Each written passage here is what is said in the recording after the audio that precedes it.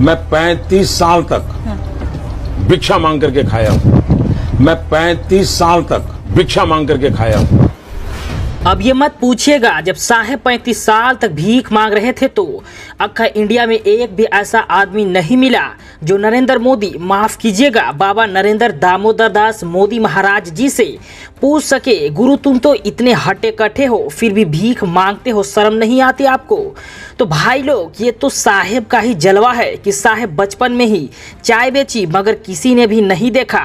साहेब ने स्कूल में पढ़ाई की मगर किसी ने नहीं देखा, कोई क्लासमेट नहीं, कोई दोस्त नहीं। साहेब कॉलेज में भी पढ़ाई की मगर कोई टीचर सामने आया ही नहीं जो बात कर सके कि उसने साहेब को पढ़ाया है। सोचिए 1992 में साहेब 42 साल की उम्र में आडवाणी के रथ पर दिखे। तब आडवाणी जी सांसद थे, जाहिर है तब आडवाणी जी इनसे भीख मंगवाकर अपनी खर्च तो नहीं चलाते रहे होंगे। मतलब ये हुआ साहेब उससे पहले ही भीख मांगते रहे होंगे।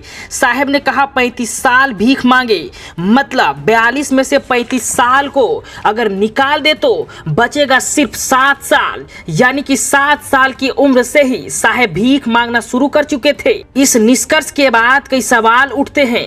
पहला ये कि साहेब 7 साल की उम्र से 35 साल की उम्र तक भीख मांगते रहे हैं तो चाय कब बेची, स्कूल कब गए, और दूसरा माँ बाप और भाई किस तरह के इंसान रहे होंगे जो 7 साल के बच्चे से भीख मंगवाते थे।